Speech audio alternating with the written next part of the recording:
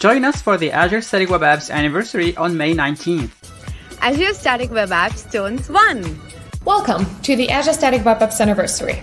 The Azure Static Web Apps anniversary is a virtual event celebrating the first anniversary of Azure Static Web Apps. Come connect with others in the developer community and increase your Static Web Apps skills in a fun, collaborative way. No matter where you are on the globe, come join us live on May 19th at 10 a.m. or 10 p.m. Pacific time. My favorite thing about Static Web Apps is just how inexpensive you can run a website. I have my own personal website, jeffholland.com. Not a whole lot of people go to it. I'm not that important of a person. And because it's running on Static Web Apps, I barely pay any money every single month to host that website. And easy static application hosting with Visual Studio Code. Like fun as a snap. My favorite feature is the ease of CI/CD integration with Azure DevOps and GitHub. And my favorite thing about it by far is the fact that I am able to enjoy my holidays while my site stays globally available for everybody to enjoy, thanks to Azure Static Web Apps. See you at the Azure Static Web Apps anniversary.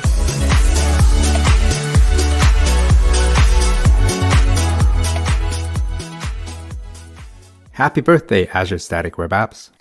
Oh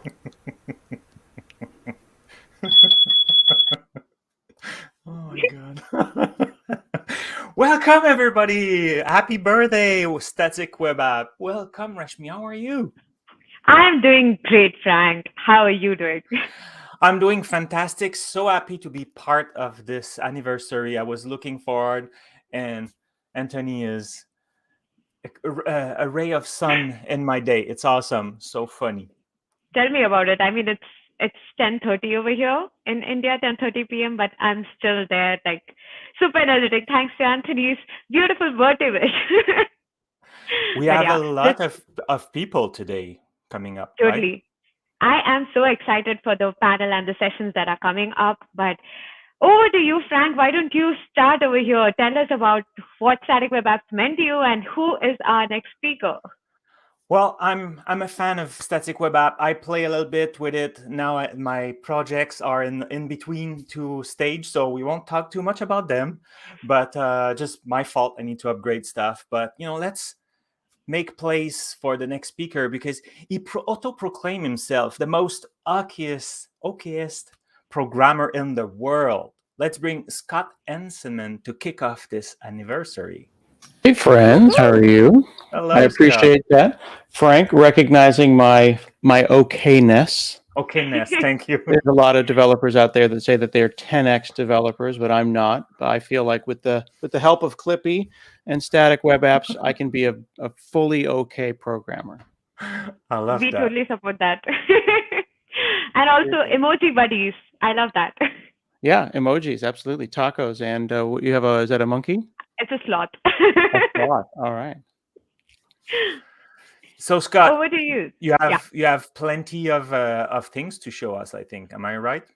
Well, here's the thing. I appreciate you inviting me to talk about Static Web Apps. I am not an expert. I am a user of Static Web Apps, but I do feel very comfortable in Azure, and I basically want to talk about how I went from spending too much money on Azure with too much complication to finding a balance between the right number of app services, the right number of static web apps, and the right number of Azure functions. And I learned a lot about Azure in the process, and I have Static Web Apps to thank for that. Wonderful. So today you want to share about that journey, or like what you want to share? I thought it was like some example. Yeah, I heard so many things. I don't know what I should. Well, we're going to go ahead and we're going to share my screen, and what we're going to do is I'll kind of run through Hanselman International. So I'll go ahead and start if that's okay. Love that. Yeah, of course. Go. Okay. So my name is Scott Hanselman. Of course, I have this website called hanselman.com. But as with all people on the internet that are somewhat technical, I have a whole series of, I would say, domains that I have not done anything with. I have about 50 different domains. They're all different startups, different ideas. And some of them are projects that I'll never do, but other ones are front ends for simple websites or games that I've made for my kids. And I had been using Azure for many, many years and had gone in and learned about app service plans. And I have a number of app service plans, both on Linux and on Windows.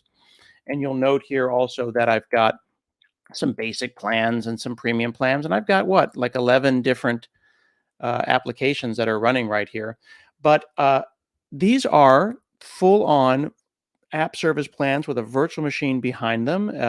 And they were overkill for all of my different things. I have other projects, 12 or 13 other projects that deserve a home on the internet, but maybe don't require the cost outlay that I was paying with app service. So I started realizing that I was maybe using app service plans when I should have been using Azure Static Web Apps.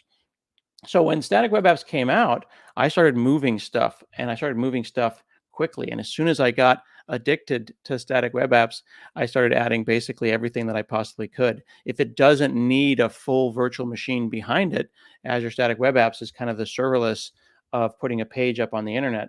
So for example, I've got a house that my family was selling. We were selling a house in Zimbabwe, and I needed a website to go and put the house up for sale and then put a click to go onto WhatsApp. And it was a very basic little site that I wanted to put up. And my knee-jerk reaction was, I'll go and spin up a new app service. But then I realized that this is really a pretty basic web page with pictures of our house. So how can I do this simpler? Well, of course, with the Static Web App CLI, that Static Web App CLI allows me to go and initialize a page really, really quickly, initialize a site quickly, set up all the config that I need. It even lets me log into Azure. So with this particular application, let me switch over to my my GitHub. Some of my sites are, as you can see, are public, and some of them are private. Let's go and find that. I've gone and lost my section there. Hang on one second. Oh, well, actually, here's a funny thing. I'm trying to find the repository in GitHub, right? But you'll look over here, I can actually just go directly to the Azure portal and find that directly. So when I click on GitHub Action Runs, that's going to actually send me to the correct URL. I'll log in with the right creds, and I'm here. So this is a private repository for the house that we were selling in Zim. And you'll notice I just have a nice simple HTML page and a styles.css. And then the Static Web Apps automatically has that workflows file there, and it's put into a dot file, that .github. And that .github, you can look at it if you want to. You can see that Azure Static Web Apps gave it a fun name, and it's just a YAML. But you don't need to know about this, but it's kind of cool to go and see that there's triggers here that say for GitHub Actions, if someone pushes to this repository or does a pull request or closes something, then we're going to go and build and deploy that. And this made the flow very simple. I was able to get a website up really, really quickly. And then now I can go down into my command line. Of course, I'm using Oh My Posh, and we'll hear from Jan a little bit later. I can open up Visual Studio Code really, really quickly, and I could go in and I could update the money that we're going to spend. I could say, well, no, it's a 4-bedroom house, or it's in a different block or a different location. I've just made some changes. I'll come back out to the command line and I'll type in git status. Yeah, I've modified that HTML. Maybe I want to see what this looks like now, but I'm not ready to go and put that into production. I'll say Static Web Apps start. It'll go and automatically start up an emulator. Now, it's not going to be perfect to the cloud environment, but it's going to be darn close. And you notice that it says here localhost 4280, and that's underlined automatically because I'm using Windows Terminal. And Windows Terminal plus Static Web Apps is a really great experience for anybody, whether they're early in career or a little bit farther along like me. And now I am running my static web app with those changes automatically here on localhost. So I'm able to take a look at that. Now, the cool part that people don't realize, they think this is the basics. Oh, you showed me the basics of static web apps. If I wanted to, I could go and make environments. You see how I've got my production environment, but I could open a pull request, have a preview environment, maybe run it by the family and say, hey, I've made changes. Here's a temporary static web app that shows you one of the pull requests that we're putting up as a proposal to change this page. They'll okay it, and then we'll put that back into production. That level of configuration and sophistication, the DevOps enablement of static web apps is really, really, I think, missed out. This is a feature that people need to make sure that they take a look at. So now I just go and say Control-C, and then I'll say git add, I'll say git commit, I'll say git push. Go and we'll send that off into GitHub or wherever we want to send it off to. I'll switch back over into GitHub. Let's make sure that we're in our right environment here. We'll click on, there you go, look at that. 10 seconds ago, we queued up that new change right there. I'm realizing also, this is a little tip for those of you who are remote presenting. You notice how I'm turning my head and I'm pointing over here? I'm realizing as I've been chatting with you all that I should probably flip myself around. That'll probably freak some people out, but I should maybe go and do something like this. So now I can point like that. Little details, it's all the little details. I like the little details in Azure Static Web Apps as well. Now, notice that this action is running right now. It says cleanup. The build and deploy is happening now. I don't have to worry about this. Now, did you see this? You see this here?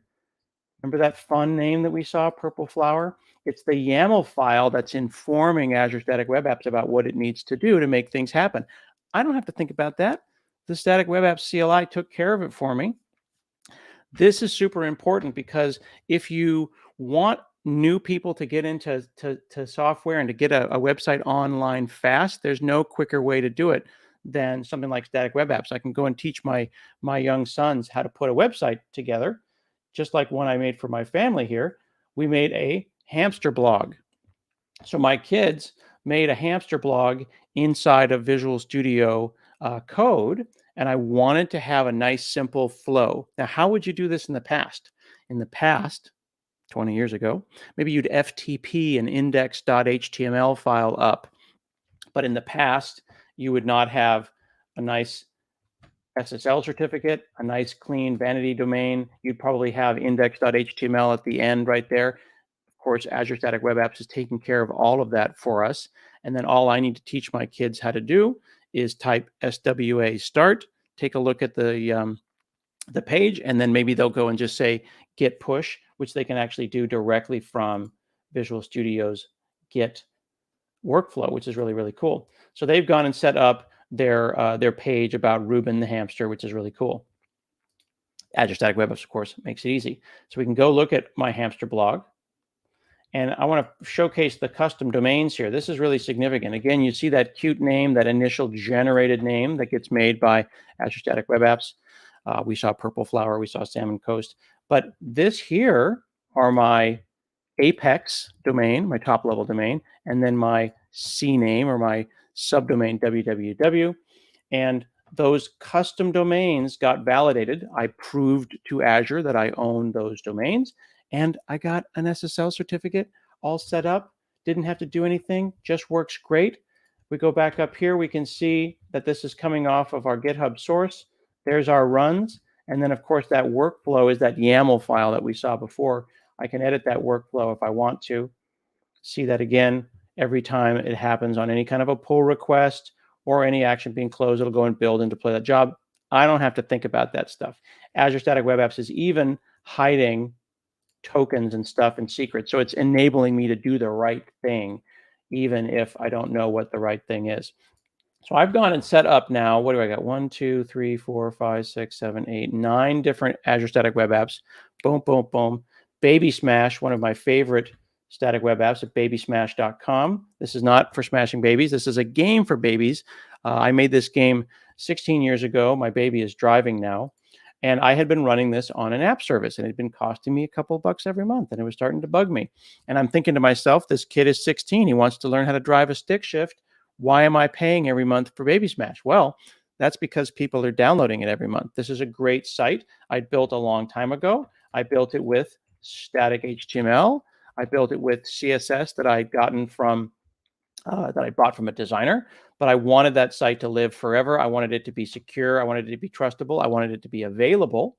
So I moved it from a Razor Page site that was running an app service over to Azure Static Web Apps. Super easy to go. You can see that people are hitting it all the time. I wouldn't say it's the most popular application in the world, but I would say that there's several thousand downloads every month of Baby Smash. So I want to make sure that it's available. The best option was, in this case, Static Web Apps, which made life a lot easier for me. And I don't have to really think about it anymore. So if I click on hosting plan, I know that I'm supposed to tell you to spend lots of money and you should go and throw money at Azure. But these are hobby projects. These are personal projects. So this is all free. 100 gigs per subscription. I've never once on any of these sites, even as popular as they are, hit any bandwidth issues at all. Not a problem. There's really no issue for bandwidth because bandwidth overages are free on hobby project sites. I got 2 custom domains per app, which works out great. That's my Apex domain and my www. SSL certificates are free. Honestly, it's not until you start getting into the pro features like custom auth, maybe having a giant app or lots of staging, things like that, or bringing your own functions, that it comes down to just a couple bucks a month. But for all of my 9 Azure Static Web Apps, everything has worked out great, even with things like Azure Functions. If we go to a more sophisticated page, like something like Azure Friday. Azure Friday is a show that I do. I've done 700 episodes of Azure Friday with my partners, Donovan and Lara. And we interview people all over the place talking about features like Azure Static Web Apps. And if I type static, you see how I started typing and it automatically brought up Simona here. So here's Simona and here's Anthony talking about Static Web Apps on the Azure Friday website with an Azure function in the back end. Pennies to do this kind of work. There's only 700 records, but it works out really, really nicely. It's a good looking site. And again, running in Azure Static Web Apps, which makes me happy. I could gush and go on and on and on about this stuff, including how great the docs are, because I was actually updating my Azure Static Web Apps CLI to version 101, which you can go out and check out yourself if you'd like to. It's just a great little NPM global tool. You go and start that emulator, as I said before, with SWA start, just like I did here. Let's go back and find our hamster blog. We'll say SWA start, bring it up. Tells me where that static content is coming from right there on my hamster blog. It's on 4280. I click it. Oh, this is an interesting thing. So here's a fun bug, actually. It's cool when you do a demo and a bug happens. Okay, so look right here. I brought up on 4280, which we had, and I'm in the My Hamster blog folder, okay? But we got the previous house. We got that other static web app. Now, this is actually my fault. This, I believe, is what's called HSTS caching. So we've got a situation here where either I've got some HSTS caching or possibly I've got a service worker that has gone and put this thing offline. So I can do a couple of things to prove that. I'm going to right click and say empty cache and hard refresh. And that then cleared out that cache. Notice how when I hit F12 tools and I right click, I got new options up here, empty cache and hard refresh.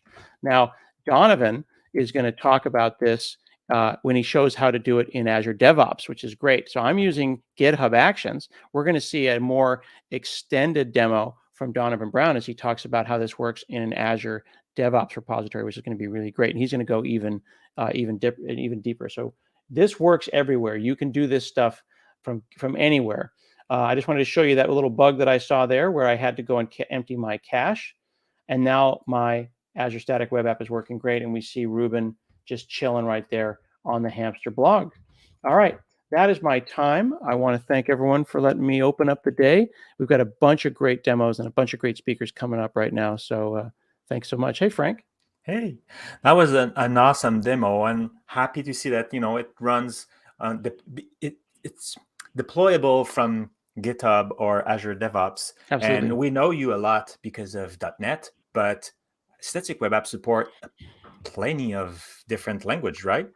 Whatever makes you happy, because this is all just getting back to the fundamentals of how the web is supposed to be. You can go and use vanilla JavaScript like we did on the hamsters. You can use Vue.js. You can use any kind of tools like this, as well as different build tools like Gatsby and Jekyll and things like that as well. So you're going to be building out a site that's static. It could be I wrote it statically, or it could be I built it with a static web app tool, and there's a whole bunch of great ones out there. Yeah, indeed. Plenty of examples. Thank you and I think so much for that. Yeah, looking forward to that. We'll show plenty of example. So thank you, Scott, for all your time. That was awesome. And yeah, so now, Rashmi. Yeah, I think the time has come. This is the time for the big announcement. And I think Scott did give us a small Easter egg for that, right? But I am sure people are still curious what it is. So why don't we see a short trailer for what it is?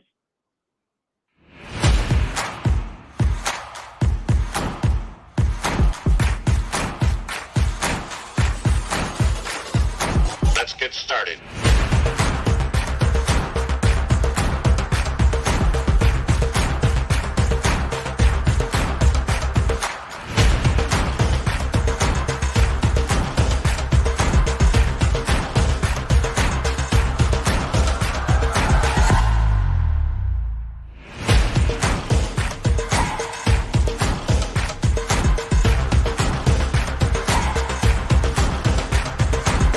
Let's go.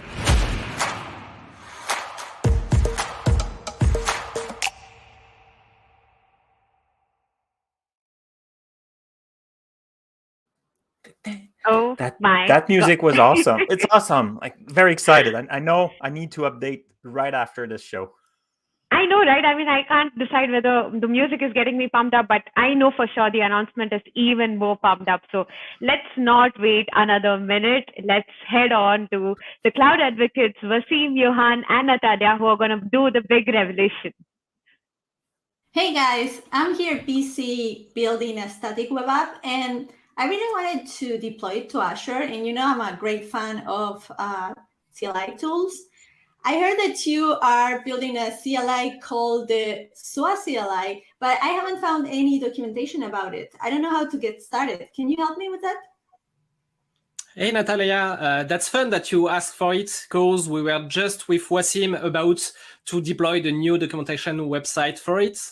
So maybe since we're all there, what I can show you is like how to use the new commands directly. What do you think? Yeah, looking forward to it. Okay, so let me share my screen. Okay, can you see my screen now? Yeah. So let's start with the init command. As you can see, it's the one on my shirt. And that's basically the first command you may want to try with your static web app. So I'll just type SUA init. And what it will do is generate a configuration for your project. So here I'm trying to deploy the docs. I need to choose a configuration name. So this just seems fine.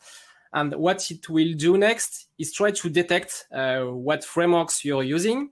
So it has detected that my project is built using DocuSource. It's based on React and Markdown, and it's great for creating documentation websites. It has detected that my project have a build command based on npm, and it's also running development server if I want to test it locally. So basically it looks fine. So I'll go on with that. Okay, and now it's telling me that I can use like these new commands. I can just try with SUA start to just test my website locally. But first I want to show you that it generated like this file, the SUA CLI config.json file. In that file, you can like find back all the information it was like telling me that it has detected just before. So in case you make some change in your project, you can just edit that file later. So now that I have this configuration, what do you think about testing locally if the documentation website works fine? Yeah, that looks great. I'm also a great fan of automatic detection because it saves you so much time. But you know what would save me time? To share this configuration with my colleagues because we are collaborating. Can I do that? Sure. So basically, this file is made to be like checked in your project. So I can do just that. I can like commit this file in my project and say, hey, I'm adding like the config file for Wasim to be using later. What I can do once I've committed that in my project is I can show you like how the swa start command works. So basically, when I type swa start, it will run like an emulation of the static web apps runtime, but locally. Since the documentation says that I'm using a React dev server, it first runs these dev servers, and then I can see that my application is available like at this URL. So I can just test that everything is working fine. And that's it. You're having like a look of a preview of what's going in our documentation website. Amazing. So how does it look? Really good. I love it. I love it. So Wasim, maybe you can like take over and show how to deploy from there? Yeah, definitely. Yeah, I can share my screen to show you guys how now we can build and deploy our application to Azure Static Web Apps. Can you all see my terminal? Yeah, we can. Awesome. So after pulling all the changes from Johan's branch, and now I have the same configuration file that Johan has created. So the next step for me would be to build and then deploy my app. However, I first need to log in into my Azure account because I need a deployment token to deploy my app. So the SWA CLI got you covered because we have a SWA login command that would basically allows you to log in into your Azure account, and it would basically grab any existing credentials from your environment, either from the Azure CLI or from VS Code, for instance. If not, it will just prompt you to log in into your Azure account and then store those credentials into your operating system keychain. So now I'm logged in. The next step is to build my app. So here I'm building the Docker documentation site using the new SWA build command, which basically grabbing all the information from the configuration file that we've generated earlier, thanks to the auto framework detection. Now my site has been built. I have the inside my www folder, obviously, and then the magic command to deploy my app is SWA deploy. It will also get the configuration from the SWA CLI config JSON file. It knows where my output location is, where is basically the artifact folder. It will also automatically log me into my Azure account or use my existing credentials if I have ones already set up. And then it's going to configure my existing project either by asking me to choose an existing Azure Static Web Apps instance, or I can just create one on the fly. So I'm going to create one on the fly. I'm going to call it SWA CLI docs. And then it's going to make some do some checks on my Azure account, create a project if it doesn't exist, and then deploy my code, my application into a preview environment. However, you can change any staging environment. You can either deploy into production or into a dev environment. And then once my app has been deployed, ta-da, I have my URL for my preview application. Now my app is deployed either to production or to a staging environment. So wow. Yeah, definitely awesome. One bonus if you want. So let's say, okay, you don't want to deal with login, deploy, build, and everything. So the SWA CLI got you covered because we only also support a global SWA command. So if you run just SWA, it's going to actually initialize your project. If it's not initialized, it's going to log into Azure. If you're not logged in, it's going to build your app and it's going to deploy it for you, all in one single command. So how awesome is that? Yeah, it's really awesome. And I love that you never have to change the context. Like you can stay all the time in the CLI. Great job. I have everything I need to deploy my static application. Thank you very much. Awesome. Yeah, basically, we're looking forward to see what you're all going to build and deploy with the Azure Static Web CLI. So yeah, thank you. That was awesome.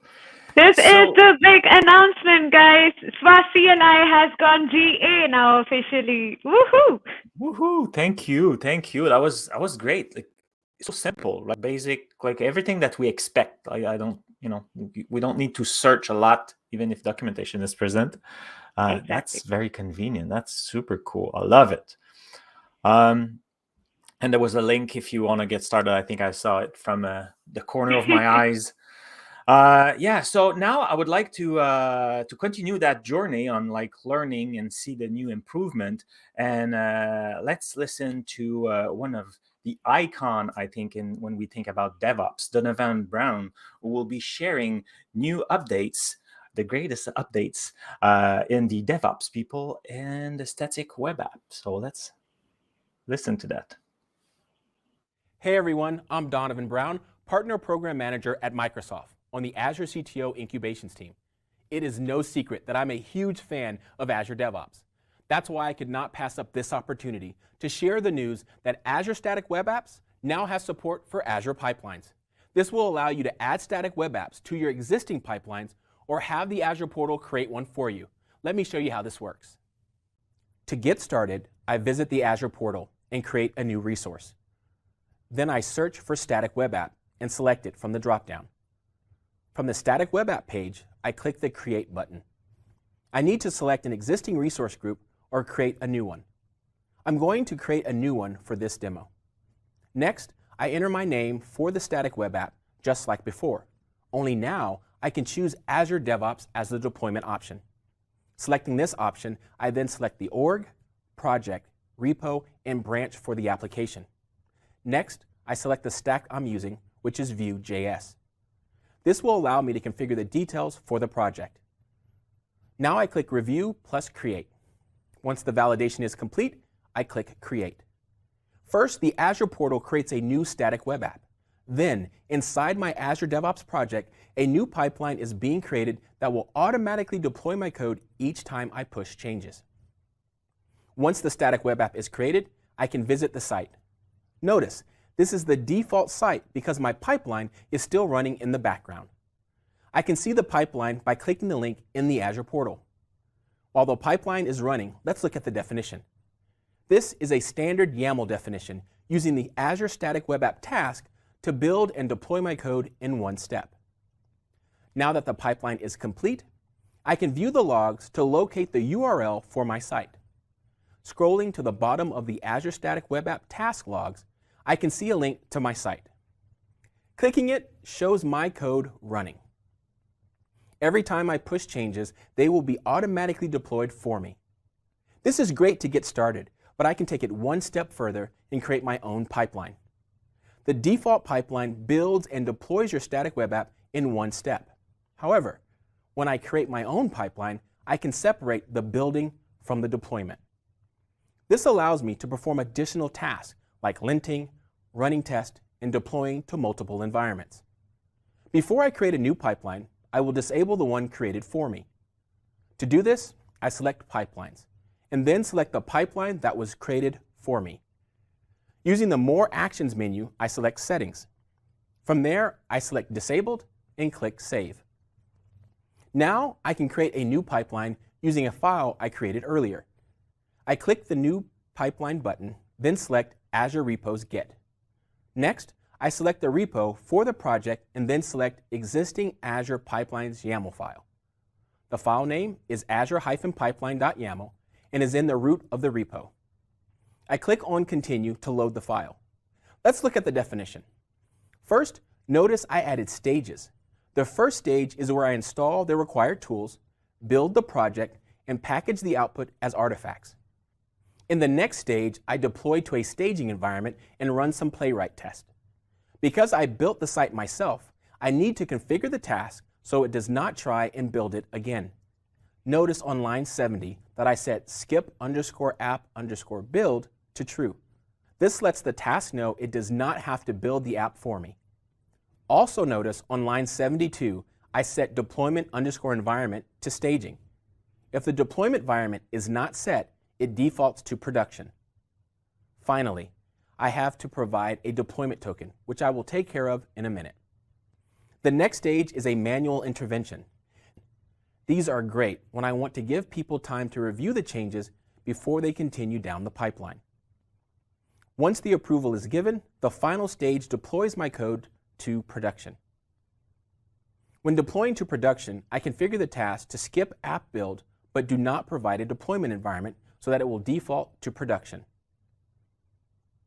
To deploy a static web app, I have to supply a deployment token, which I can get from the Azure portal and store as a secret variable in Azure Pipelines.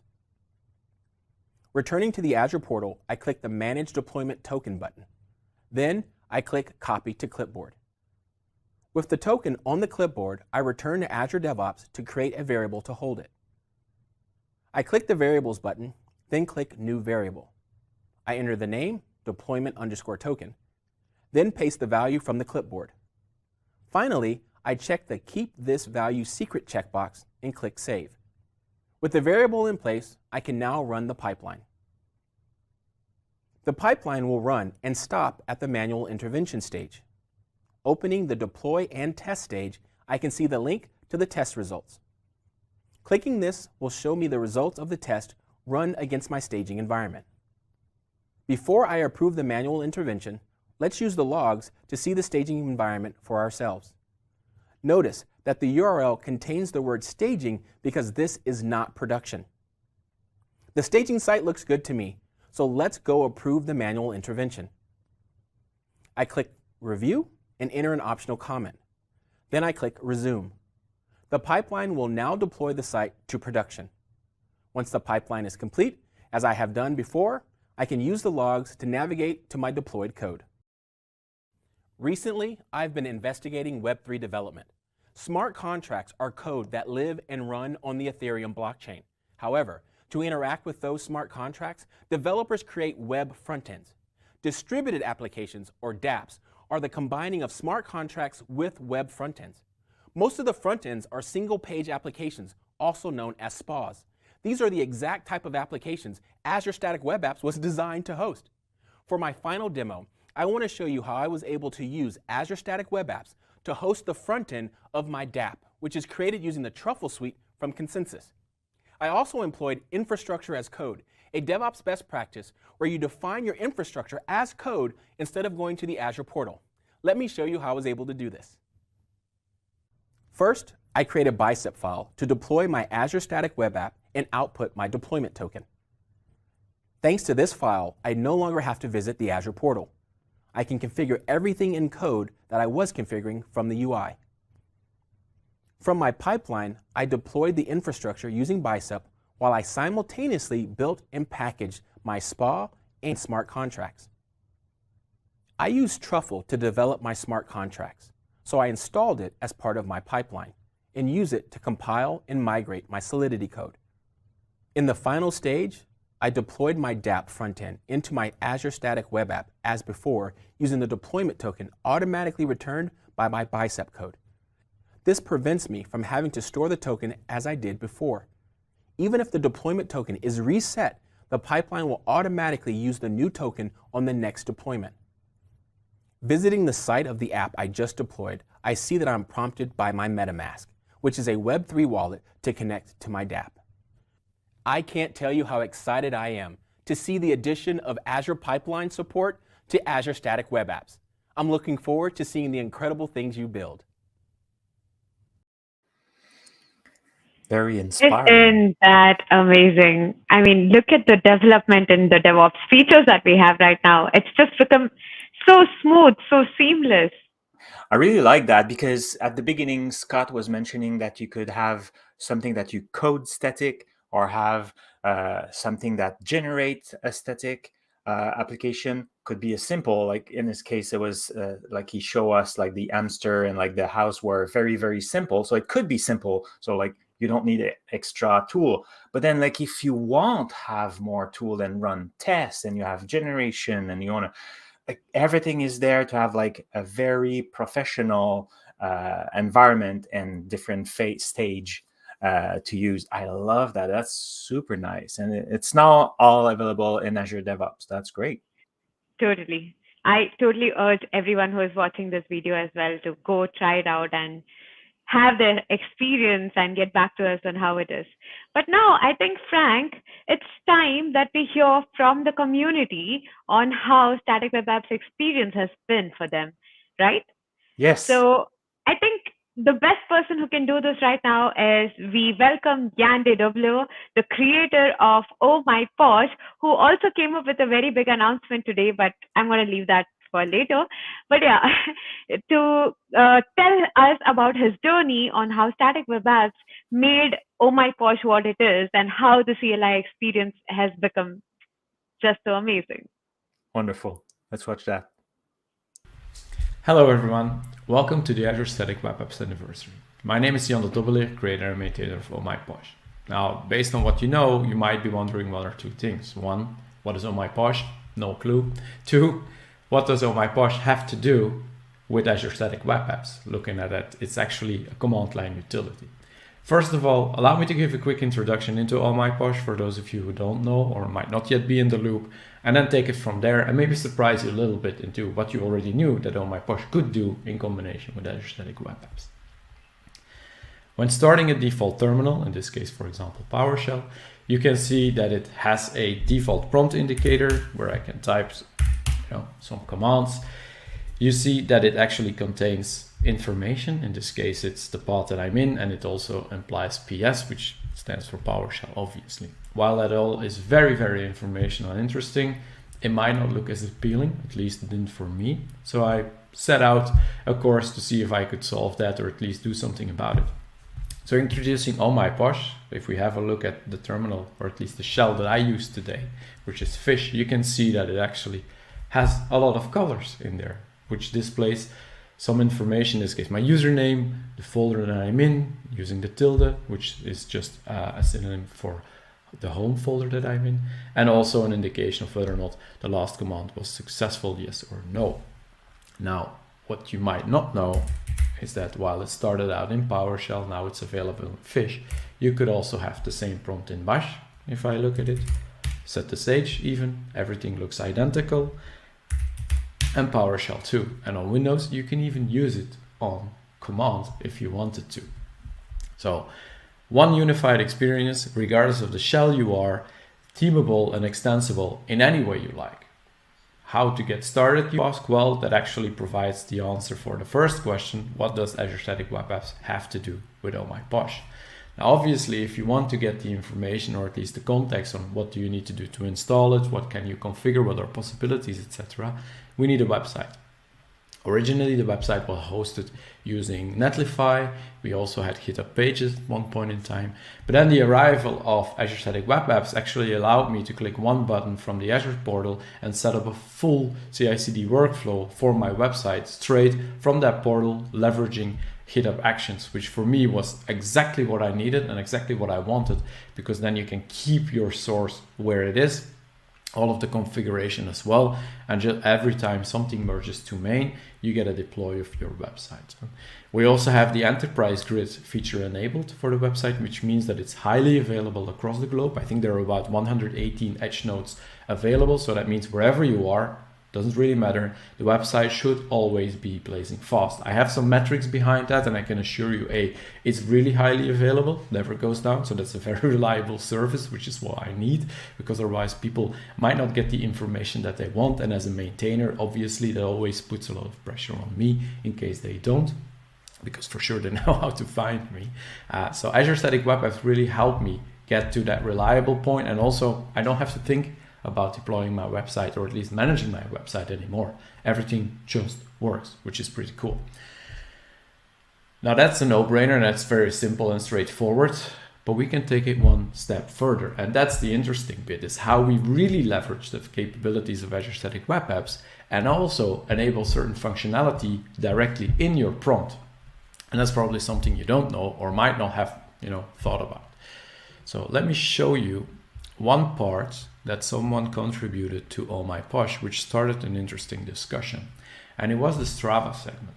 Now, we're not all developers, right? And if you look at it from the philosophy of Azure Static Web Apps and maybe Azure in general, accessibility is key. You want to be able to have anyone just configure something without having to need to know the nitty-gritty details behind it. Now, we could have, and that was the first implementation, put all of the effort in the hands of the user by allowing him or her to create an API client in Strava or whatnot, but that's rather cumbersome. And if you have no experience in that area, or it's just something that you don't care about, why would we put that burden on you? So look, can we abstract that away and maybe create an API wrapper around it, so where we can offer the same functionality just with the click of one button. What we did to achieve this is actually leverage Azure Static Web Apps functions integration. So you have the ability to just next to your website also implement a full-blown API. And in this case, it's actually just like routing some data from one end to the other and making it available to the user in a format that he or she understands. So let me click that button and show you what exactly happens when I push it. So I press the Strava button, you get redirected to Strava, and there is one All My Posh client where you can say, okay, I authorize this. It's read-only because we only care about reading information, so there's no data that we can manipulate. So let me authorize it. This actually gets now routed via the function that lives in our Azure Static Web App, and you get an access token, refresh token, and some other properties straight there with an explanation on how to add it. So let me go back to the Strava segment itself. You can see that it has a sample configuration here embedded. So this is one of the segments. I'll just copy this first, go back to my terminal. Let me go back to Fish because I'm most comfortable there, still in Bash. There we go. I can actually leverage an environment variable to edit the configuration of All My Posh that I have, which in this case is Posh Team. So let me quickly open that in Visual Studio Code. There we go. So this all opened very well. Let me see where I will put this in between. So if you look at my prompt now, we have a path indication, which is the orange bit. You have the green arrow in there, which is actually the Git segment that is collapsed. That's a new feature that we have when it's not enabled, but you can still see that it's actually there if the context would be present. So let's maybe add it in between the path segment and the Git segment. Let's go. So we have path here, and underneath is the Git segment. Let me quickly paste that snippet there. There we go. Also fix something here because I noticed that it wasn't right. Let's go back to the website. Look at the properties that we have here. Copy paste these. Whoop, there we go. Back to code. Replace these dummy values with the ones that we need. Oh, that wasn't copied right. That's on me. Let me do that again. Copy the right value this time. There we go. Back to code. And a trailing comma. All right. These are read-only, so you can read them. Doesn't really matter much. You can't really abuse my tokens if you wanted to. So now we have the Strava segment added to the configuration. Let's go back to the terminal and see if that worked. So maybe just for the sake of clarity, let me clear my cache so that I don't have anything lingering. Oh, and you can already see it immediately populated the Strava segment right away. So you can see that I actually went for a swim one day ago, which implies that in this case, the color says it's still green. I don't need to get up because that was the intention of the Strava segment, is based on, in this case, the logic is fully configurable. If we go back to code, you can see this. Based on how long ago your last activity was, your prompt can show you that it's maybe time to, get up and do some activities, which is really cool feature because we're all really tied to our desk. Sometimes even I am. So I really loved that functionality. or at least this segment, because it will push people to go out there, be healthy and stay healthy. And trust me, when you go for a run, it's the best thing to do when you're really trying to solve a hard problem, because it allows your mind to really free up and give it some room. So I would definitely have a look at that and see if you would implement it. You can see that we have, in this case, some color templates. So based on how long ago your last activity was, the color of the segment will change, and actually, incentivize you to go out there and do some activities. How was this set up? So if we have a quick look at how the website is built, in this case it's convention based. There is a configuration as well. Let me quickly close the other documentation. You can have an API part. So let me close the docs, which is here. So you can see we have two functions in total. One is authentication, to authenticate you. The other one is refresh, because we actually want to also use the refresh token to make sure you it stays accessible. What we did is, and that's something, obviously that will happen if we always fetch that information live, it's not going to be the most ideal situation. So we cache it for a certain amount of time, and then once the cache value is gone, we refetch it. So only at a certain interval, your prompt will potentially be a bit slower because we have to do an HTTP request, but we don't always do it. To achieve this, we actually have a good combination of Azure Static Web Apps, leveraging the functions capabilities which are built in. They all get deployed automatically, so we can easily tweak, which is pretty amazing to see and do.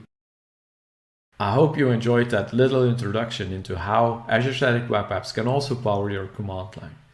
That was it for me. I wish you a wonderful day and enjoy the rest of the sessions. Awesome.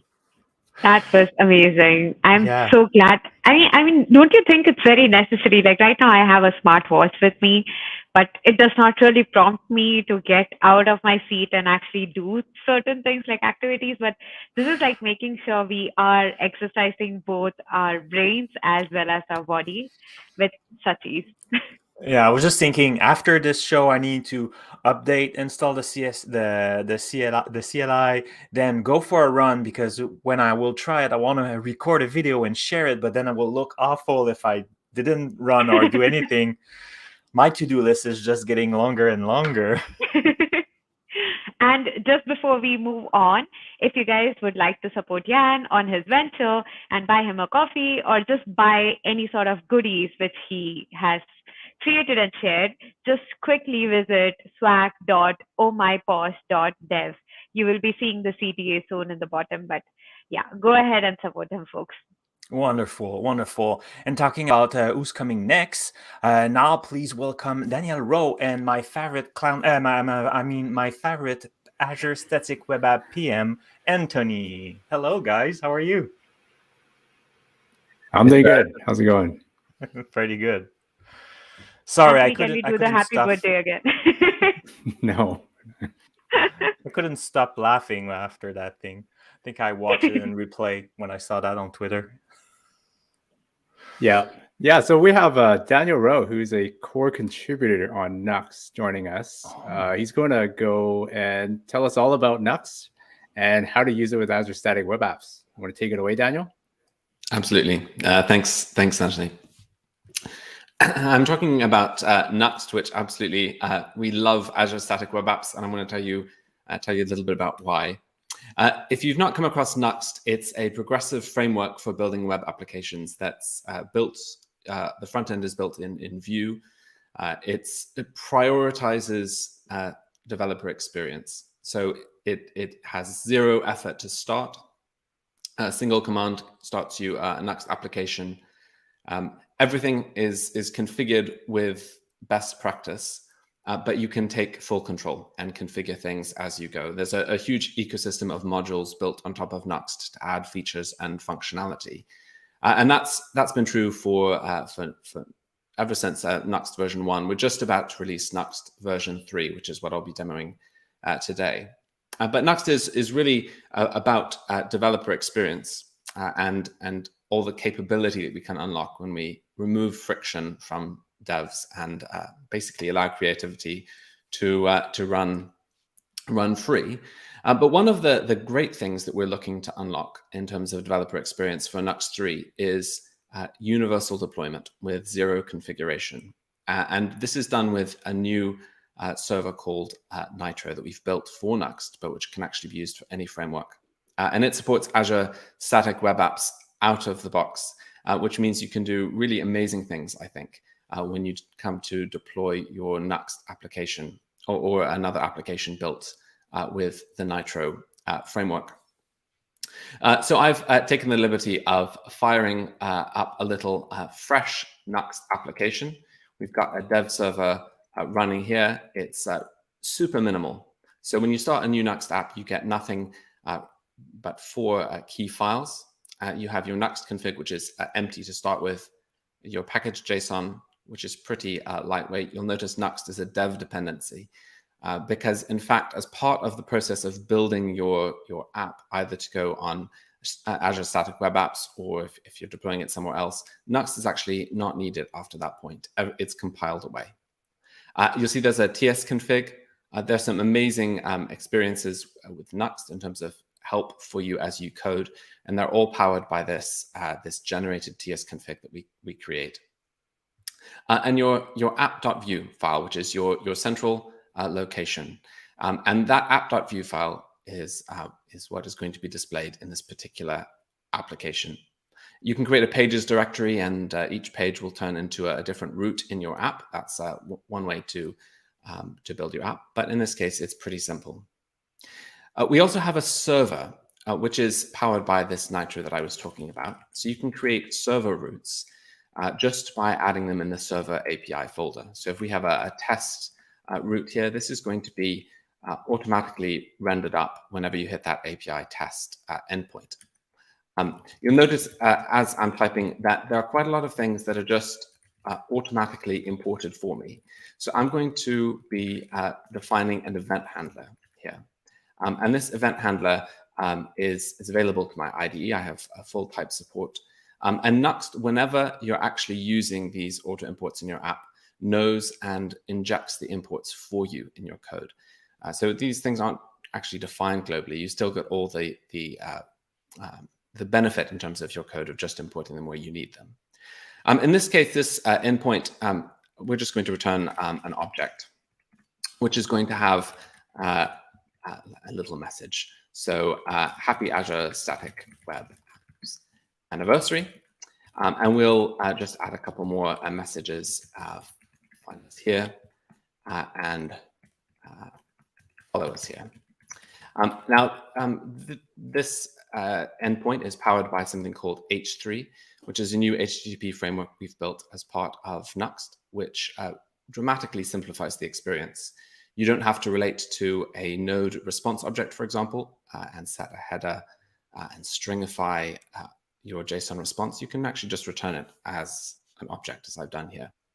Again, it's about getting rid of friction. We also have something which enables us to access that endpoint in our app. So we might want to use that response. In this case, it's not very complex, but you might do something more like accessing a database or performing some other complex operation. And we can use a composable. Nuxt provides a number of these. You'll may be familiar with them if you've been using Vue. And we can actually just hit that endpoint that we created, that API test endpoint. On the server side, it will do what's called an isomorphic fetch. We won't even hit the network layer. We'll just directly return the result. On the client side, we will hit it as a network request. And that means we can save some time and have a really good performant response. You'll see I actually get a full type support on the actual return type of that endpoint. Nuxt is able to tell my editor that that is what is going to be returned. So we have a default component here. Again, with Nuxt, you can actually have full autocomplete on all the props that component is going to take. In this case, we're just going to pass some information. We're going to pass data.Twitter to the follow Twitter information. We're going to pass the read docs with data.docs, I think it was. And I think there was something else. Was it GitHub? Star us on GitHub. and we'll pass that data .github. There we go. So we've created an app. We have a server endpoint. We're rendering that on our front end. Now let's see what it looks like. So if I open up that simple browser and see what we have when we hit localhost 3000, we should have our app, and you see that everything has been rendered using that initial server response for us. So this is a full stack web app. Now, when you actually want to build it and ship this into production, Nitro automatically takes care of knowing where you are. So if you're in your Azure Static Web Apps workflow, Nitro can detect that, and it will produce the right kind of output.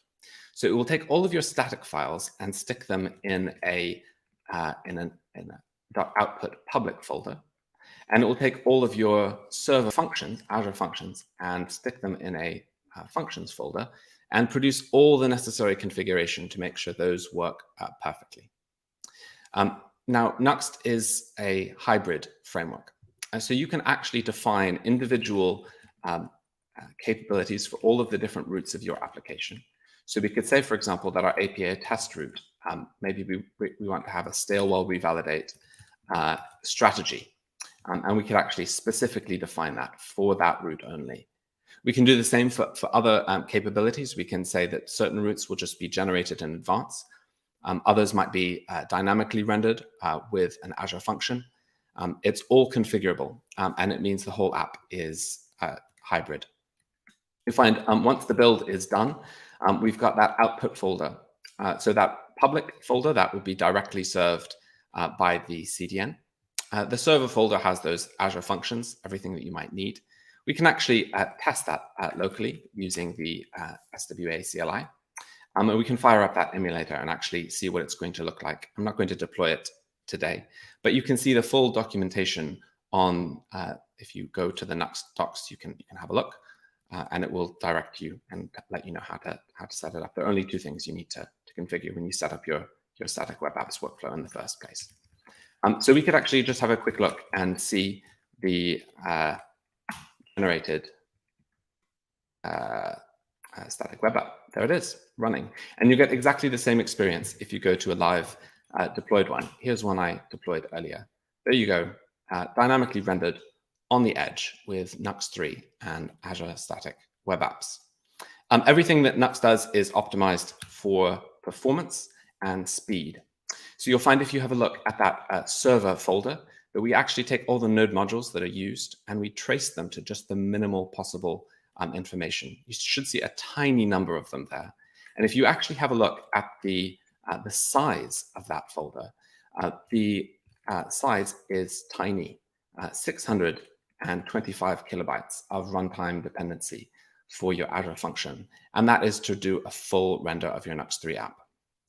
But the good news is, if you're only hitting the endpoint, perhaps we want for some reason to access that endpoint there and hit the test endpoint that we created. That actually isn't going to load any of the dependencies that are needed to render your Vue application, only what is needed to render that endpoint, because all the code is dynamically imported and required. There's so much more I could say, and I would absolutely love to say, but check out Nuxt. We have great support for Azure Static Web Apps, and I would love to see some Nuxt 3 apps going up with an Azure Static Web Apps workflow. That's all from me. That is super amazing. Really happy to see zero config deployment of Nuxt 3 to Azure Static Web Apps. Thanks so much for this, Daniel. Back to you, Rashmi and Frank. Thank you. It was very great, very interesting. I didn't know Nuxt, so very happy to learn all about that. Pretty cool. Thank you. Nuxt is a very powerful framework, and I am sure, Frank, whenever you try it, you're going to have one hell of an experience. See? Okay, pardon my language, but yeah. Another thing on my to-do list. Thank you, guys. Thank you so much, Daniel. And yeah, here you find the link to go explore Nuxt and make sure that you try and you let Daniel as well as the Static Web Apps team know how your experience was with Nuxt. Thank you so much once again, Anthony and Daniel. Okay, Frank. So who do we have next? So now she had like a very, very interesting story about how she started using the Static Web App. So I would like to bring on camera, on stage, Stacy. She's a Microsoft MVP, and she's very active in the community. So hello, Stacy. How are you? Hello. Good evening for me. Good morning, good afternoon for you guys. That's why I stick to hello. Hello. This has been awesome this evening. There's so much going on. Like my to-do list is getting way too big. I love it. Yeah, it's awesome. So I wanna learn more. Before, I know I'm sure you have demos to show, but before we go too deep in the demos, I want to learn more about how you get started. Tell us about this story that Twitter thing that start everything. Yeah, what it was back in about 2020 or so. I saw a tweet come past my timeline, and it basically said that if you're blogging and if you're using somebody else's platform to host it, then no matter how awesome it is, I use dev.to, but you're using your time, your energy, your expertise to build up that platform rather than your own. And wouldn't it be better to build up your own brand and build up your own presence on the web? And it really resonated. And I thought, okay, I've got to do something with this. And I went online. I was in bed reading this tweet, and I got the laptop, went online, looked for a website that I could find and buy.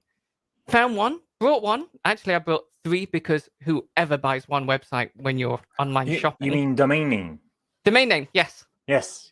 Yeah, of course. We all do that. Yeah, it's okay, why buy one when you can buy 3? So I got stacy-clouds.net.com and .dev.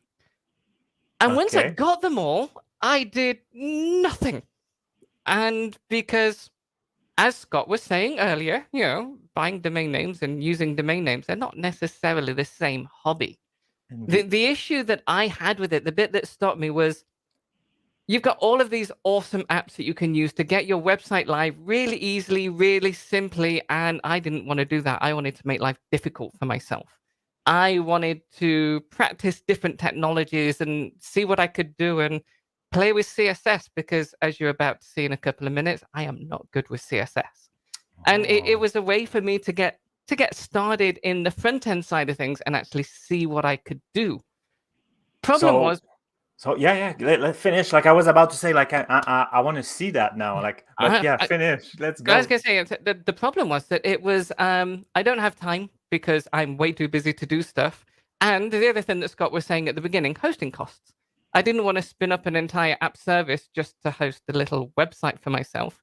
And then I started playing with static web apps back when they were in preview, seeing what I could do with them. And, slight disclaimer, I started playing with it because I wanted a free way to host it. And I thought, well, this will do. But once I saw what you could do with it, the static front end, the Azure functions at the back end, all of that wonderful glue that I don't need to know about to make everything work as one whole, I really got smitten. And that's why I really started playing and seeing what I could do with it. And let's see it. So what you're about to see, it is an amazingly awesome website that's about to come on the screen. Look at that. It looks superb. But this was my first step, one step at a time to getting out there. And all this does, it is a very simple Blazor application that goes to a Cosmos DB database, also on the free tier, to get some data and display it on the screen. So when we go to blog posts and we click on it, we have a list of blog posts, and it comes through fairly snappily. And we can load the post itself. And this is like, okay, it's not that pretty, but it's a first step in getting out there. The next step is where it starts to get just that little bit more interesting. And that is, right now, this is a JSON document, which is inside of a Cosmos DB database. And I don't know about you, but I don't want to write my blog posts in JSON. So I need to do something so I can actually edit my blog posts. But I also don't want anybody else editing my blog posts, and that means I need authentication. I am not an auth person. We have an awesome person in the office that deals with that. But you know what? With Static Web Apps, we actually have this covered. Now, this site, it is really simple. What you've seen on the screen is really what it is. It's 3 pages, the home page, the list of blog posts, and the individual blog posts. But if I come and type in this magic URL.auth/me, I'm now looking at the glue inside of the static web apps. And I can go here and I get a JSON object back and I get a client principal. Right now it's null because I'm not logged in. So if I was to change this to login/Twitter, I now go out to Twitter, I'm logged in, and I'm back in my website. And again, I've not added any code for this. And I've been using this for like 1.5 years, and that still blows my mind every time. It's awesome. So let's go back to that .auth/me page again. Now, all of a sudden, I've got a filled client principal. I can see who I'm logged in with, Twitter. And out of the box, you can log in with Twitter, Azure Active Directory, GitHub. Google is in preview, I believe. So we've got lots of options that we can use, all in the free tier. And while you enter our app, you don't need to do anything separate for each of them. Everything gets wrapped in this client principal. We get our user details. For GitHub and for Twitter, we get the handle back. For Azure Active Directory and Google, we get the email back, which might be why I'm not using one of those to test this. And we get these user roles, anonymous and authenticated. They are included for every user that logs into our app. Now I can use this to actually edit things. Now there's my problem. I can log in and I can tell I'm logged in, but how do I make sure that it's only me who can edit my blog post? Well, let's log in with GitHub. So I've logged in with my GitHub account now, and when I go to the blog post, I can see my blog post, I can see the page again. This all looks exactly the same as it did before. If I log out and I log in with Twitter, I am now, if everything goes well, an admin. This means that I can come in and I now see this awesome create button at the top. Please ignore the layout here. We can do CSS later. Let's get the functionality working first. So happy, if I can type, happy birthday, Static Web Apps. It is me that's authoring it. Birthday, SWA for our tags. And now I can just write a post in Markdown. If I can type, which I'm not very good at. When someone is watching over your shoulders, it's always a little bit harder. It's always really hard. And I now have my blog post available for the world to see if they wish to. I can go back to my list. We have it here. Even comes back into this website too. So this is all reading the same Cosmos DB database. We have it all available. We can also edit it if we want to change it. So we can add things. And that's all using the power of this role-based access control. How do we set this up? Very quickly, if we go into the Azure portal, we have this role management screen available to us inside of our static web apps. And you can add 25 different users into these roles, which doesn't sound much, but you only need people with special rights in here. So for a lot of applications, this is going to be perfect. And here we can ensure that only the right people access our site who want to access our site.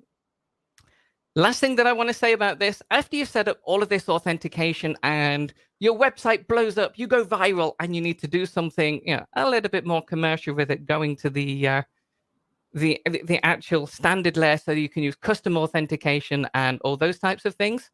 Everything I've done in this page to use the authentication in the standard layer works no matter what custom authentication you include. So I can go out and use Auth0 in order to authenticate people in a standard tier app, and all of my code still works as it should do.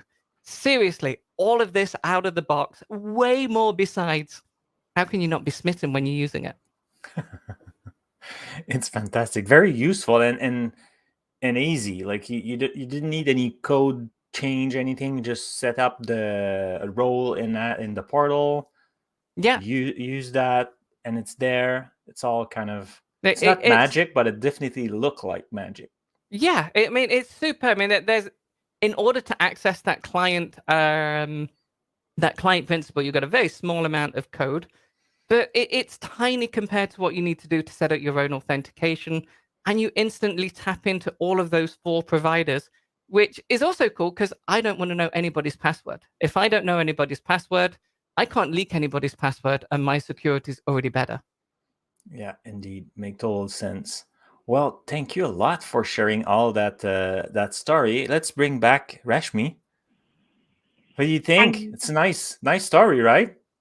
Totally. Thank you so much, Stacey. I'm sure your journey is going to be inspiring for so many. I can already see in the comments that people are relating to buying domains in bulk and literally experiencing hands-on and learning. But thank you so much for being the star that you are for Static Web Apps, and looking forward to more and more contributions from you as well.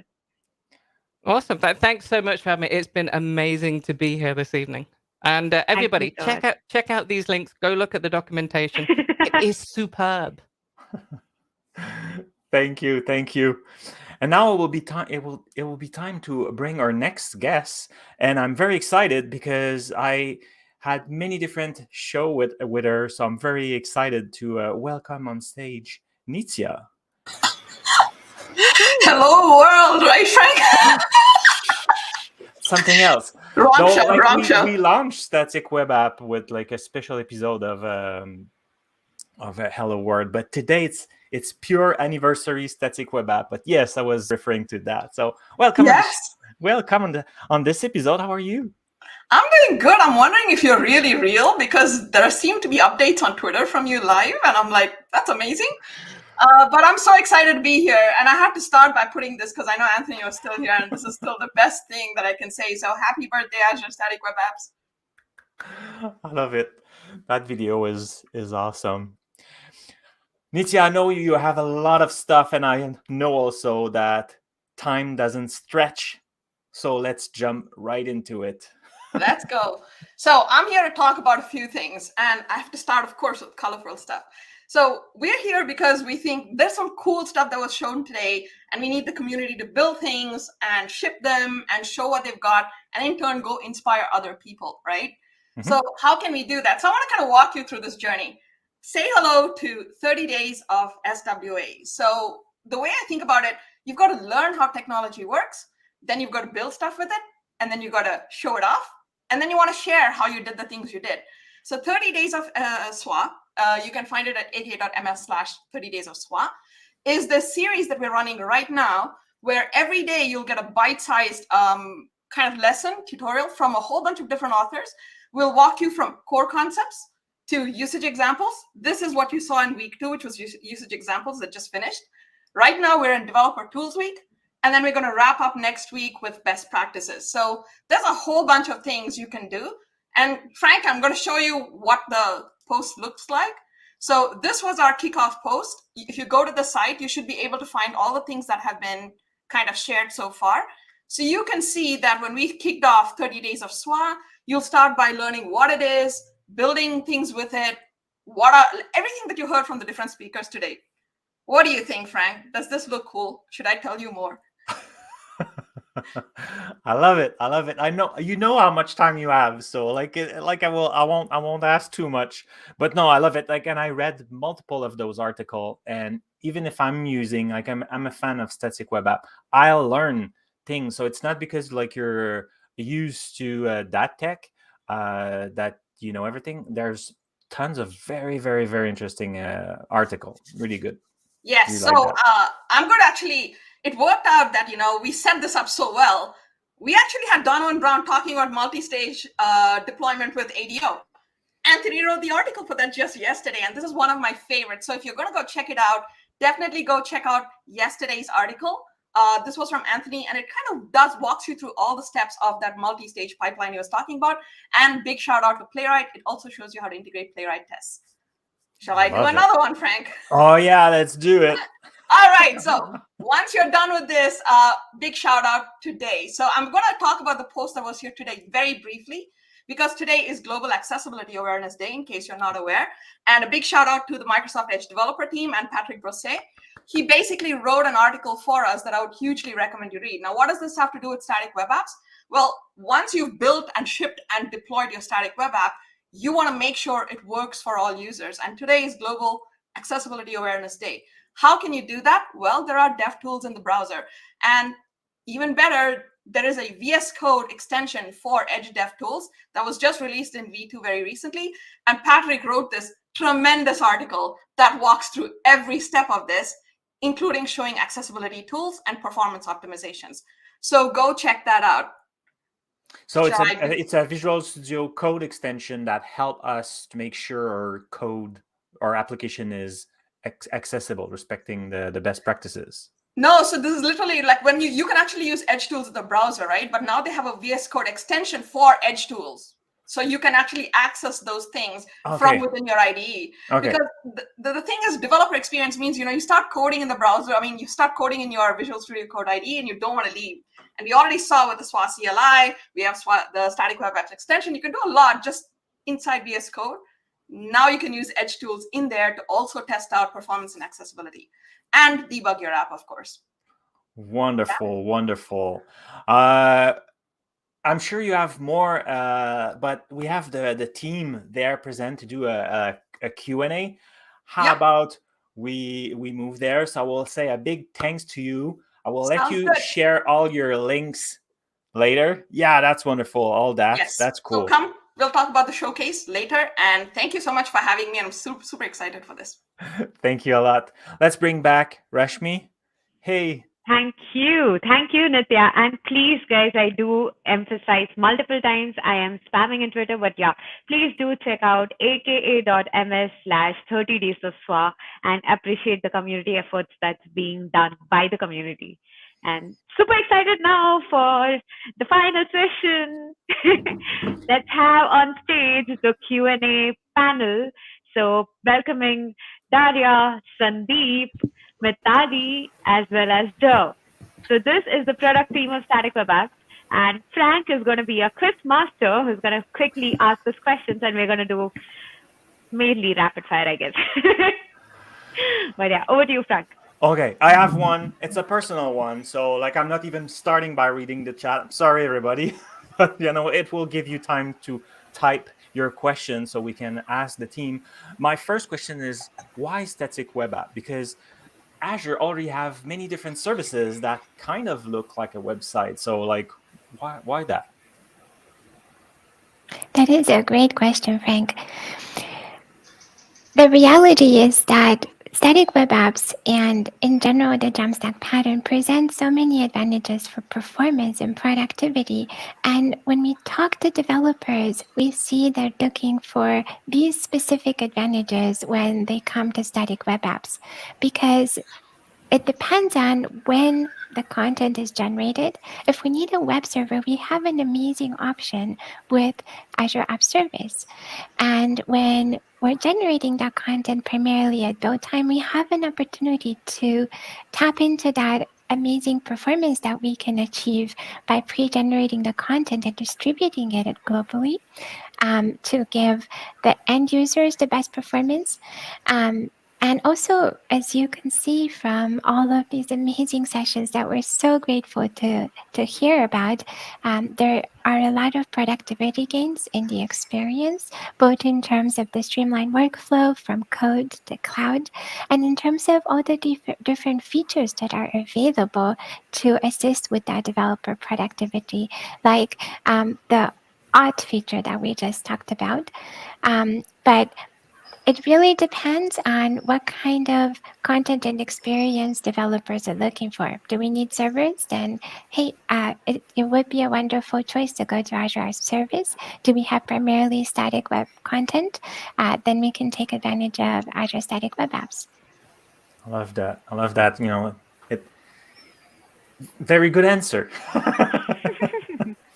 Look like we're still triaging the questions, so I will go with something here I had in mind. Let's say, for example, there's many different pattern in architecture available. So, is there any more popular than others?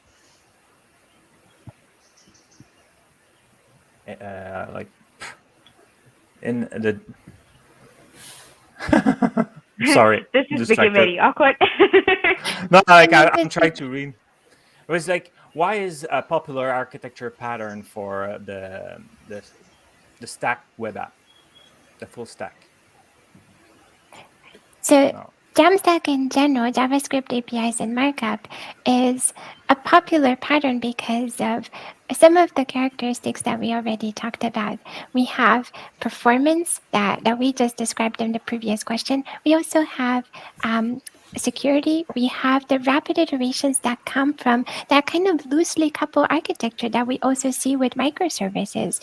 When we have our front end represented as a loosely coupled but very well integrated component to the backend, which is represented by serverless APIs.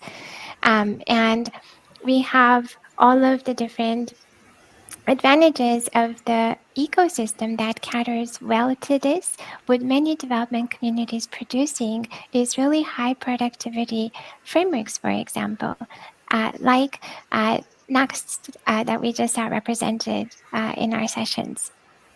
I love that. Okay.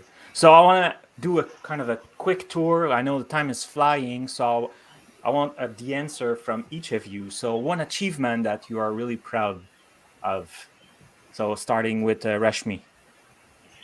Okay, one achievement I am proud of is the connect with the community that we have been able to establish, especially with the latest efforts that we have done to have the 30 days of SWA being run, integrated, and build the whole gallery which Nitya was showcasing, where anyone in the community can come and showcase and share their templates of Static Web Apps. So yeah, that's fine. Oh, that's nice. Daria, what's your one achievement that you're really proud of? I am actually really proud of the different representation that we have in Static Web Apps, where we provide multiple options for customers now to get code to cloud. And I'm very proud of the richness of features that we have built over the past year, because looking back, since this is an anniversary, I think that our team has worked really, really hard to deliver continued value. So one of the most recent examples is enterprise grade edge integration with Azure Front Door. So really bringing the full power of Azure to this offer for Azure Static Web Apps. Love it. 2 minutes left. So Z, what would be yours?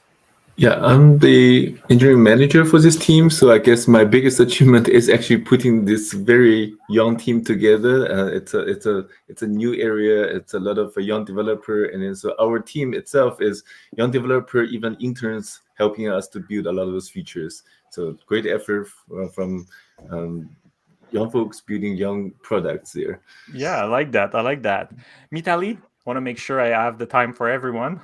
Yeah, of course. I think the thing that I'm the most proud of is how quickly we've able to mature our platform to where we are today. We only previewed in 2020, and then we immediately GA'd the following year. And even after GA, we're just constantly coming out with awesome new features like enterprise grade edge and preview environments that we recently released. And so I'm just really proud of the speed with which we're able to come about. And you're right. So quick wrap, Sandeep, you have like 5 seconds. What would be yours? I would just like to add saying like we are adding like many frameworks, and I'm really proud of that, and not just sticking to the most famous frameworks. I love it. That's right. So Static Web App, go check the link, get started. All platform, all languages, everything is possible. Thank you all for coming for this anniversary. Happy anniversary, everybody. Looking forward to see. Thanks. And please feel free to reach out to us over discussions or any other places. Feel free to start chats, questions, issues. We are here to hear you. We are here to solve your problems, and we are here to build a stronger community. So thank you once again. Happy birthday, Static Web Apps, and looking forward for the next interaction. Thanks a lot, Frank. Bye, everybody.